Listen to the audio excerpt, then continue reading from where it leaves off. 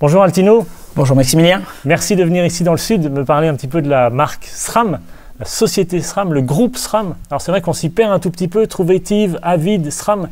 Est-ce que tu peux nous parler, nous présenter un peu cette entreprise? Avant tout, merci. Merci pour l'accueil. Tu as fait venir le soleil, c'est plutôt agréable. Vivant aussi dans le sud, ça fait du bien. Alors SRAM, ça depuis 87, donc on est jeune. On est jeune.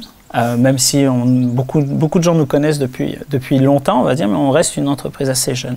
Donc SRAM, avant tout, ça a commencé avec un grip shift. Je refais un peu l'histoire. Hein. Ça a commencé par un grip shift, c'est une poignée tournante fantastique qui nous amène aujourd'hui à avoir des groupes Eagle, donc du 1x12, voilà, en passant par la route, en passant par l'urbain. Dans l'expansion et la création de SRAM, on a racheté des sociétés.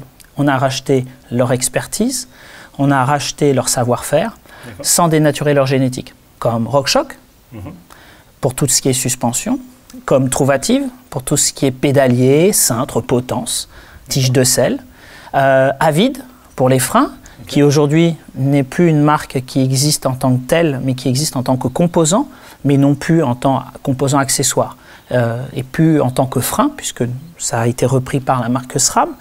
Nous avons racheté aussi Quark, nous avons racheté Zip. Voilà, nous avons racheté différentes sociétés qui nous permettent aujourd'hui d'être le groupe actuellement que nous sommes, qui est le groupe SRAM. Voilà. Alors pour la suspension, donc quelles sont les 2-3 marques qu'on retrouve partout? C'est sur tous les vélos, c'est la suspension, la transmission? On retrouve les freins, on retrouve les roues, on retrouve la suspension. Évidemment, on est beaucoup plus percutant en transmission et en suspension, indéniablement.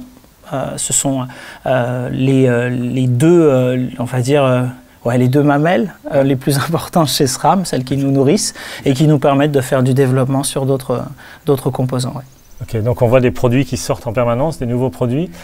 Pas forcément en permanence, on essaye à chaque fois que le produit ait une durée de vie de 4 ans, c'est-à-dire 3 plus 1, c'est-à-dire 3 ans logiquement, sauf s'il y a un concurrent qui vient nous embêter. On a le cas avec des concurrents que je respecte et qui nous font toujours devenir meilleurs. On peut les citer, hein, on peut les citer comme Fox en suspension ou comme Shimano en transmission, sans problème.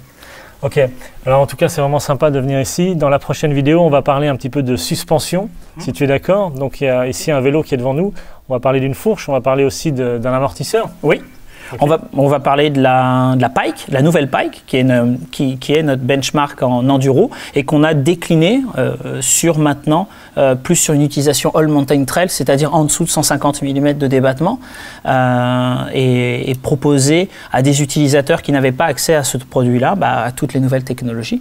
Pareil avec l'amortisseur, sur ce vélo-là, c'est le Super Deluxe, c'est l'amortisseur métrique, c'est notre nouvelle technologie. Donc plus de volume, des réglages beaucoup plus sensibles. C'est-à-dire avant on nous disait à chaque clic on sent rien, là on sent vraiment la différence. Ok, alors on se retrouve dans la prochaine vidéo. Okay. Sans problème. À tout de suite. À tout de suite.